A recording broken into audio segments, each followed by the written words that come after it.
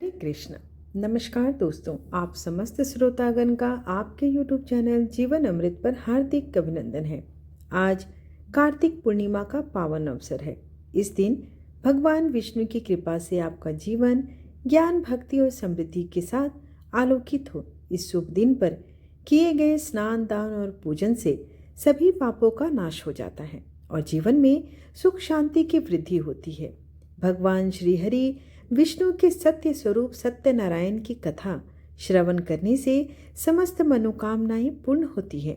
यह कथा भक्त को धर्म, अर्थ, काम और मोक्ष चारों पुरुषार्थ प्रदान करती है। प्राचीन काल से इस व्रत का विधान हर युग में हुआ है, जिससे भक्तजन अपने जीवन में शांति, सुख और समृद्धि प्राप्त करते हैं। तो आइए इस पावन कार्तिक महीने में कार्तिक पूर्णिमा के दिन श्रवण करें श्री सत्यनारायण भगवान की पावन कथा।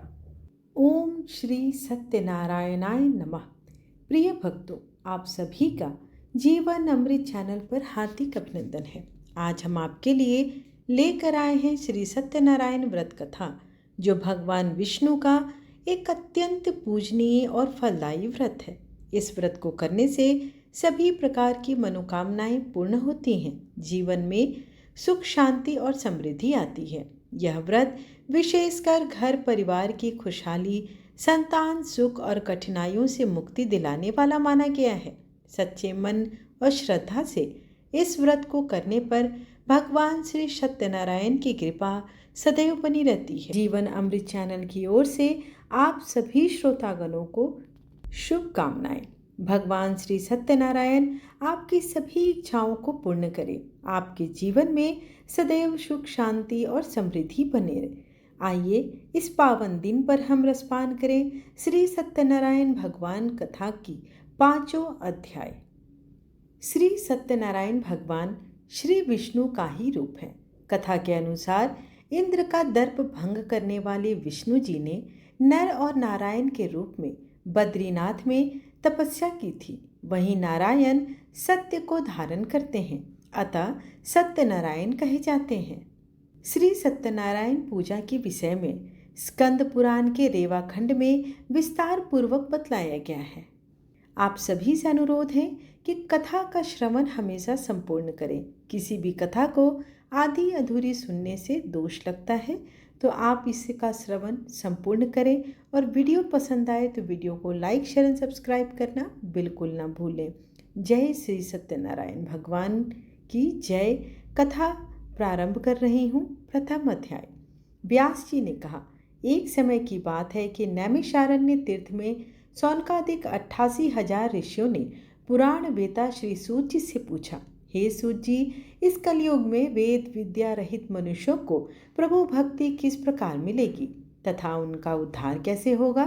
हे मुनिश्रेष्ठ, कोई ऐसा व्रत अथवा तप कहिए जिसके करने से थोड़े ही समय में पुण्य प्राप्त हो जाता है तथा मनोवांछित फल भी मिले। हमारी प्रबल इच्छा है कि इस कथा को आप हमें विस्तार पूर्वक सुनाए। सर्वज्ञाता, सर्वशास्त्र ज्ञाता श्री सूत जी ने कहा, हे वैष्णवों, मैं पूज्य आप सबने प्राणियों के हित की बात पूछी है। अब मैं उस श्रेष्ठ व्रत को आपसे कहूँगा जिसे नारद जी ने पूछने पर लक्ष्मी नारायण भगवान विष्णु ने उन्हें बताया था। इस कथा के अनुसार आप सब इसे धैर्य रखकर सुने। एक समय देव ऋषि नारद जी दूसरों के हित की इच्छा से सभी लोकों में घूमते हुए मृत्यु लोक में जा पहुँचे। यहाँ अनेक योनियों में जन्मे प्रायः सभी मनुष्यों को अपने कर्मों के अनुसार कई दुखों से पीड़ित देखकर उन्होंने विचार किया कि किस यत्न के करने से प्राणियों के दुखों का नाश होगा। ऐसा मन में विचार कर श्री नारद जी विष्णु लोक गए। वहाँ श्वेत वर्ण और 4 भुजाओं वाले देवों के ईश नारायण को, जिनके हाथों में शंख, चक्र, गदा और पद्म थे तथा वरमाला पहने हुए थे, देखकर स्तुति करने लगे। नारद जी ने कहा, हे भगवान, आप अत्यंत शक्ति से संपन्न हैं। मन तथा वाणी भी आपको नहीं पा सकती। आपका आदि, मध्य, अंत भी नहीं है। आप निर्गुण स्वरूप सृष्टि के कारण भक्तों के दुखों को नष्ट करने वाले हो। आपको मेरा नमस्कार है। नारद जी से इस प्रकार की स्तुति सुनकर विष्णु भगवान बोले, हे मुनि श्रेष्ठ नारद, आपके मन में क्या है? आप किस कारण से यहाँ आए हैं? निसंकोच होकर कहिए। तब नारद मुनि ने कहा, मृत्युलोक में सब मनुष्य जो अनेक योनियों में पैदा हुए हैं, अपने अपने कर्मों द्वारा अनेक प्रकार के दुखों को से पीड़ित होकर हे नाथ इधर उधर भटक रहे हैं। यदि आप मुझ पर दया रखते हैं तो बताइए, उन मनुष्यों के सब दुख थोड़े से ही प्रयत्न से कैसे दूर हो सकते हैं? विष्णु भगवान ने कहा, हे नारद, मनुष्यों की भलाई के लिए तुमने यह अति उत्तम प्रश्न किया है। जिस व्रत के करने से मनुष्य मोह से छूट जाता है, वह व्रत मैं तुमसे कहना चाहता हूँ। बहुत पुण्य देने वाला, स्वर्ग तथा मृत्यु दोनों में दुर्लभ एक उत्तम व्रत है, जो आज मैं प्रेम वश होकर तुमसे कहता हूँ। श्री सत्यनारायण भगवान का यह व्रत विधि विधान पूर्वक संपन्न करके मनुष्य इस धरती पर सुख भोग कर मरने पर मोक्ष को प्राप्त होता है। श्री विष्णु भगवान के यह वचन सुनकर नारद जी बोले, हे भगवान, उस व्रत का फल क्या है? उसका विधान क्या है? इससे पूर्व यह व्रत किसने किया है और किस दिन यह व्रत करना चाहिए? यह सब कुछ मुझे विस्तार से बताइए। श्री विष्णु ने कहा, हे नारद, दुख शोक आदि दूर करने वाला, यह श्रद्धा के साथ किसी भी दिन मनुष्य श्री सत्यनारायण भगवान की संध्या के समय ब्राह्मणों और बंधुओं के साथ धर्म परायण होकर पूजा कर सके। भक्ति भाव से नैवेद्य, केले का फल, शहद, घी, शक्कर अथवा गुड़, दूध और गेहूं का आटा सवैया लेकर इन सब को भक्ति भाव से भगवान को अर्पण करें। बंधु बांधवों सहित ब्राह्मणों को भोजन कराएं। इसके पश्चात स्वयं भोजन करें। रात्रि में नृत्य गीत आदि गाकर आयोजन कर श्री सत्यनारायण भगवान का स्मरण करता हुआ समय व्यतीत करें। काली काल में मृत्यु लोक में यही एक लघु उपाय है, जिससे अल्प समय और अल्प धन में महान पुण्य प्राप्त हो सकता है। सूत जी ने कहा, हे ऋषियों, जिन्होंने पहले समय में इस व्रत को किया है, उनका इतिहास कहता हूँ। अब आप ध्यान पूर्वक सुने। द्वितीय अध्याय। सुंदर काशीपुरी नगरी में एक अत्यंत निर्धन ब्राह्मण रहता था। वह ब्राह्मण भूख और प्यास से बेचैन होकर पृथ्वी पर इधर उधर घूमता रहता था। ब्राह्मणों से प्रेम करने वाले श्री विष्णु भगवान ने ब्राह्मण को देखकर एक दिन बूढ़े ब्राह्मण का रूप धारण कर निर्धन ब्राह्मण के पास जाकर आदर के साथ पूछा, हे विप्र, तुम नित्य ही दुखी होकर पृथ्वी पर घूमते हो। हे श्रेष्ठ ब्राह्मण, यह सब मुझसे कहो, मैं सुनना चाहता हूँ। दरिद्र ब्राह्मण ने कहा, मैं निर्धन ब्राह्मण हूँ, भिक्षा के लिए पृथ्वी पर फिरता हूँ। हे भगवान, यदि आप उससे छुटकारा पाने का कोई उपाय जानते हो तो कृपा कर मुझे बताएं। वृद्ध ब्राह्मण का रूप धारण किए श्री विष्णु भगवान ने कहा, हे ब्राह्मण, श्री सत्यनारायण भगवान मनोवांछित फल को देने वाले हैं, अतः तुम उनका पूजन करो। उनकी पूजन करने से तुम्हें सब दुखों से मुक्ति मिलेगी। दरिद्र ब्राह्मण को व्रत का सारा विधान बताकर बूढ़े ब्राह्मण का रूप धारण करने वाले श्री सत्यनारायण भगवान अंतर ध्यान हो गए। जिस व्रत को वृद्ध ब्राह्मण ने बताया है, मैं उसको अवश्य करूँगा, यह निश्चय करके वह दरिद्र ब्राह्मण अपने घर को चला गया। परंतु उस रात्रि को उस ब्राह्मण को नींद न आई।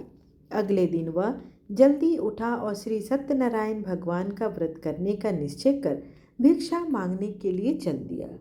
उस दिन उसको भिक्षा में बहुत सा धन मिला, जिससे उसने पूजा का सामान खरीदा और घर आकर अपने बंधु बांधवों के साथ भगवान श्री सत्यनारायण का व्रत किया।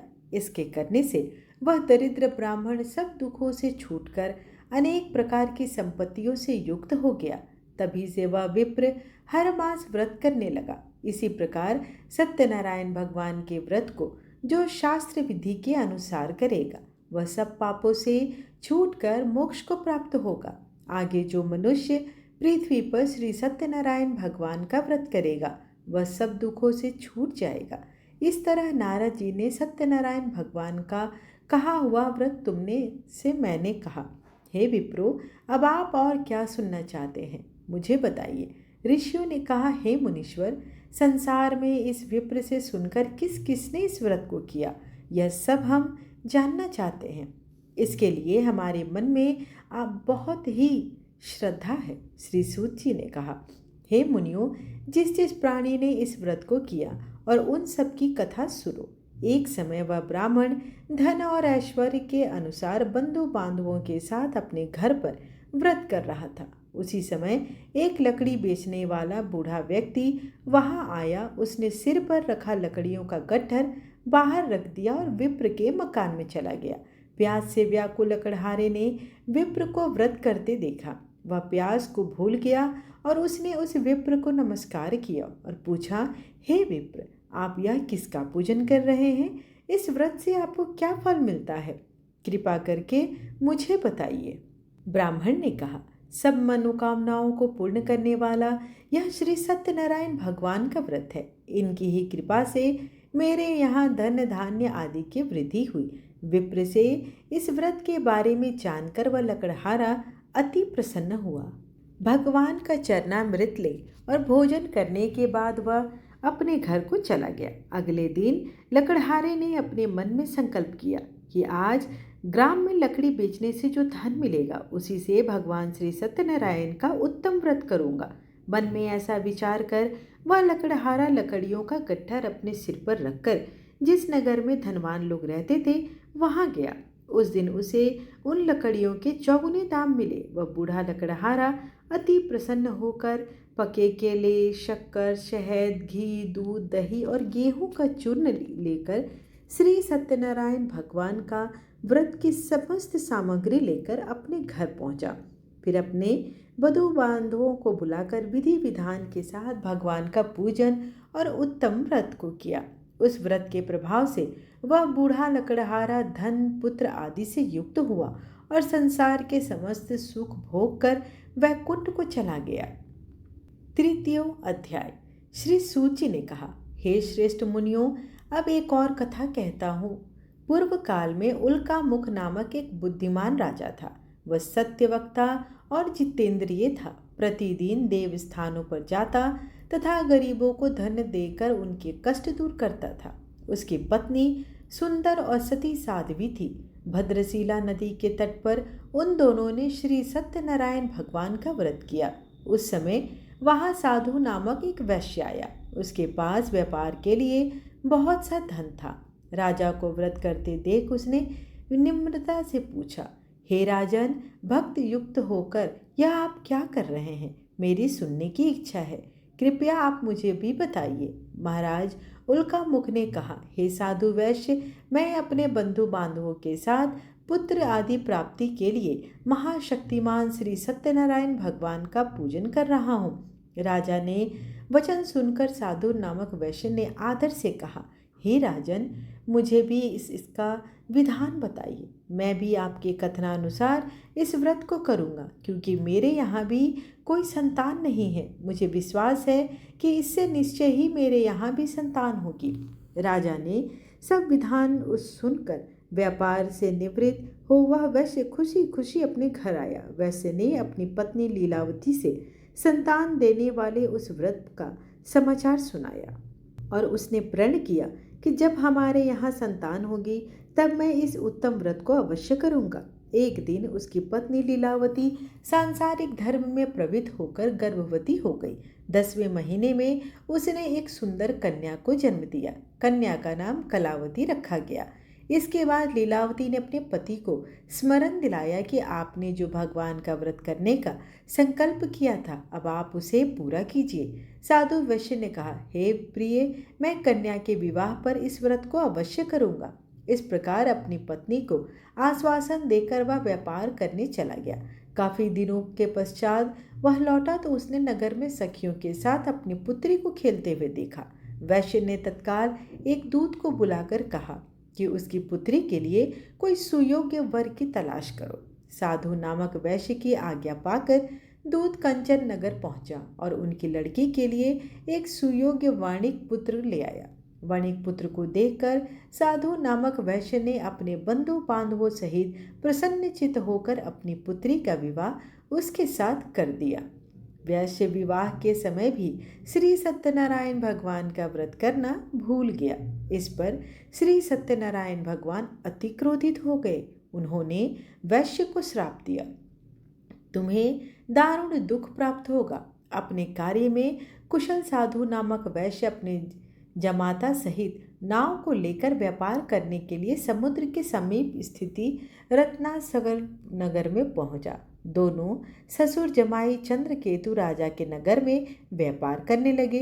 एक दिन भगवान सत्यनारायण की माया से प्रेरित एक चोर राजा का धन चुराकर भाग रहा था। राजा के दूतों को अपने पीछे आते देखकर चोर ने घबराकर राजा के धन को उसी नाव में छुपाकर रख दिया जहां वे ससुर जमाई ठहरे हुए थे। ऐसे करने के बाद वह भाग गए। जब दूतों ने उस साधु वैश्य के पास आया और राजा का धन देखा तो ससुर दामाद दोनों को बांध कर ले गए और राजा के समीप जाकर बोले, हम ये दो चोर पकड़ लाए हैं, कृपया बताएं कि इन्हें क्या सजा दी जाए। राजा ने बिना उन दोनों की बात सुने ही उन्हें कारागार में डालने की आज्ञा दे दी। इस प्रकार राजा की आज्ञा से उनको कठिन कारावास में डाल दिया गया तथा उनका धन भी छीन लिया गया। श्री सत्यनारायण भगवान के श्राप के कारण साधु वैश्य की पत्नी लीलावती और पुत्री कलावती भी घर पर बहुत दुखी रहने लगी। उनके घरों में रखा धन चोर ले गए। एक दिन शारीरिक व मानसिक पीड़ा तथा भूख प्यास से अति दुखित हो भोजन की चिंता में कलावती एक ब्राह्मण के घर गई। उसने ब्राह्मण को श्री सत्यनारायण भगवान का व्रत करते देखा।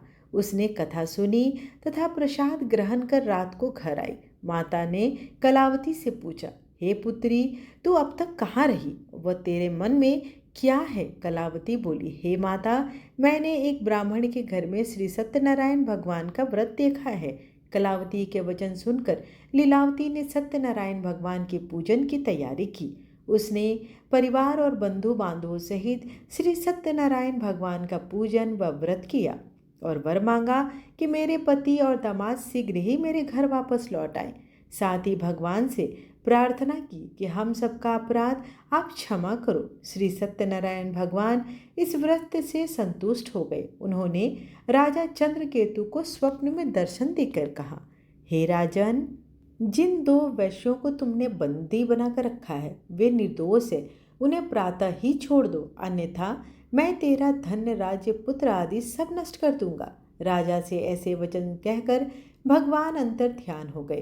प्रातःकाल राजा चंद्रकेतु ने सभा में सबको अपना स्वप्न सुनाया और सैनिकों को आज्ञा दी कि दोनों वणिक पुत्रों को कैद से मुक्त कर सभा में लाया जाए। दोनों ने आते ही राजा को प्रणाम किया। राजा ने उनसे कहा, हे महानुभाव, तुम्हें भावीवश ऐसा कठिन दुख प्राप्त हुआ, अब तुम्हें कोई भय नहीं, तुम मुक्त हो। ऐसा कहकर राजा ने उनको नए नए आभूषण वस्त्र पहनाए और उनका जितना धन लिया था उससे दुगना लौटाकर आदर सहित उन्हें विदा कर दिया। दोनों वैश्य अपने घर को चल दिए। चतुर्थ अध्याय। श्री सूत जी ने आगे कहा, वैश्य और उसके जमाई ने मंगलाचार करके यात्रा आरंभ की और अपने नगर की ओर चल पड़े।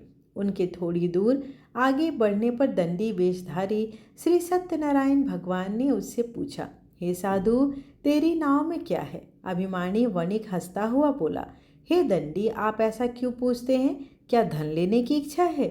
मेरी नाव में तो बेल और पत्ते भरे हुए हैं।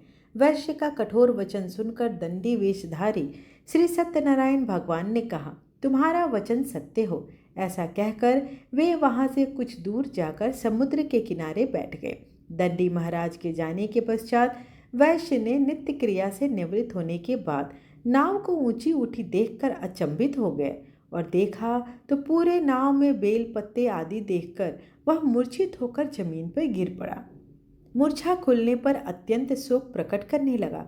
तब उसके जमाता ने कहा, आप व्यर्थ शोक क्यों कर रहे हैं? यह दंडी महाराज का श्राप है, अतः उनकी शरण में ही चलना चाहिए, तभी हमारी मनोकामनाएं पूर्ण होगी। जमाता के वचन सुनकर वह साधु नामक वैश्य दंडी महाराज के पास पहुंचा और भक्ति भाव से प्रणाम करके बोला, मैंने जो आपसे असत्य वचन कहे थे उसके लिए मुझे क्षमा करो। ऐसा कहकर वैश्य रोने लगा।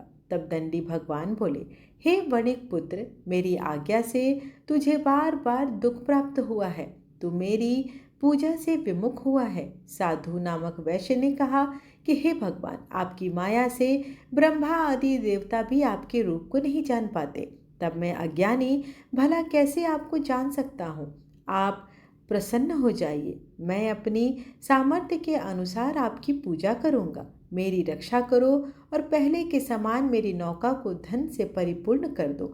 उसके भक्ति युक्त वचन सुनकर श्री सत्यनारायण भगवान प्रसन्न हो गए और उसकी इच्छा अनुसार वर देकर अंतर ध्यान हो गए। तब ससुर और जगमाता दोनों ने नाव पर आकर देखा कि नाव धन से परिपूर्ण है। फिर वह भगवान श्री सत्यनारायण का पूजन कर जमाता सहित अपने नगर को चला गया।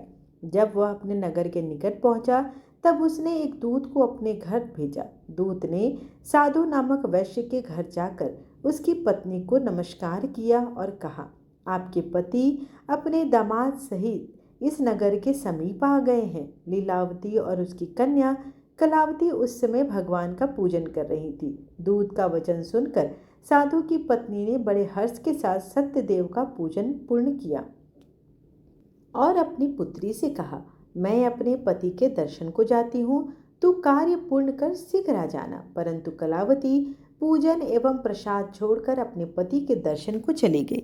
प्रसाद की अवज्ञा के कारण सत्यदेव रुष्ट हो गए और फलस्वरूप उन्होंने उसके पति को नाव सहित पानी में डुबो दिया।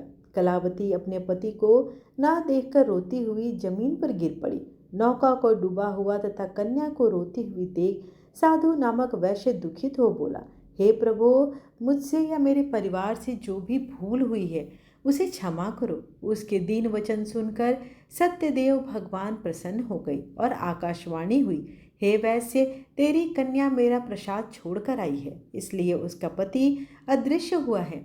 यदि वह घर जाकर प्रसाद खाकर लौटे तो इसका पति अवश्य मिलेगा। आकाशवाणी सुनकर कलावती ने घर पहुंचकर प्रसाद खाया और फिर आकर अपने पति के दर्शन किए। तत्पश्चात साधु वैश्य ने वहीं बंधु बांधवों सहित सत्यदेव का विधिपूर्वक पूजन किया। वह इस लोक का सुख भोग कर अंत में स्वर्गलोक को गए। श्री सूत जी ने आगे कहते हैं, हे ऋषियों, मैं एक और भी कथा कहता हूँ, उसे भी सुनो। प्रजापालन में लीन तुंगध्वज नामक एक राजा था। उसने भगवान सत्यदेव का प्रसाद त्याग कर बहुत ही दुख पाया था। एक समय राजा वन में वन्य पशुओं को मारकर बड़ के वृक्ष में नीचे आया। वहां उसने कुछ ग्वालों को भक्ति भाव से बंधु बांधवों सहित श्री सत्यनारायण का पूजन करते देखा। परंतु राजा देखकर भी अभिमानवश ना तो वहां गया, ना ही भगवान को नमस्कार किया। जब ग्वालों ने भगवान का प्रसाद उनके सामने रखा तो वह प्रसाद त्याग कर अपने घर को चले गए। नगर में पहुंचकर उसने देखा कि उसका सब कुछ नष्ट हो गया है। वह समझ गया कि यह सब भगवान सत्यदेव ने ही किया है। तब वह उसी स्थान पर वापस आया और ग्वालों के समीप गया और विधि पूर्वक पूजन कर और प्रसाद खाया तो सत्यनारायण भगवान की कृपा से सब कुछ पहले के जैसा हो गया और दीर्घ काल तक सुख भोग कर मरणोपरांत स्वर्ग लोक को चला गया। जो मनुष्य इस परम दुर्लभ व्रत को करेगा, श्री सत्यनारायण भगवान की कृपा से उसे धन धान्य की प्राप्ति होगी। निर्धन धनी और बंदी बंधन से मुक्त होकर निर्भय हो जाता है। संतानहीन को संतान प्राप्त होती है तथा सब मनोरथ पूर्ण होकर अंत में वह वैकुंठ धाम को जाता है। जिन्होंने पहले इस व्रत को किया, अब उनके दूसरे जन्म की कथा भी सुनिए। सतानंद नामक ब्राह्मण ने सुदामा के रूप में जन्म लेकर श्री कृष्ण की भक्ति कर मोक्ष प्राप्त किया। उल्कामुख नाम के महाराज राजा दशरथ बने और श्री रंगनाथ का पूजन कर वैकुंठ को प्राप्त हुए। साधु नाम के वैश्य ने धर्मात्मा और सत्य प्रतिज्ञा राजा मोर ध्वज बनकर अपने देह को और चीर कर वरदान किया। महाराज तुंगध्वज स्वयंभू मनु हुए। उन्होंने बहुत से लोगों को भगवान की भक्ति में लीन कर मोक्ष प्राप्त किया। लकड़हारा भील अगले जन्म में निषाद राज गुह नामक से प्रचलित हुआ, जो कि भगवान राम के चरणों की सेवा कर मोक्ष को प्राप्त किया। प्रेम से बोलिए श्री सत्यनारायण भगवान की जय। कथा यहीं पर समाप्त हुई। आइए श्री सत्यनारायण भगवान की आरती कर लेते हैं। आइए अब आरती कर लेते हैं। ओम जय जगदीश हरे स्वामी जय जगदीश हरे। भक्त जनों के संकट क्षण में दूर करे। ओम जय जगदीश हरे। जो ध्यावे फल पावे दुख बिन से मन का सुख संपत्ति घर आवे। कष्ट मिटे तन का। ओम जय जगदीश हरे। मात पिता तुम मेरे शरण गहूँ मैं किसकी तुम बिन और न दूजा। आस करूँ मैं जिसकी। ओम जय जगदीश हरे। तुम पूरन परमात्मा तुम अंतर्यामी पार ब्रह्म परमेश्वर तुम सबके स्वामी।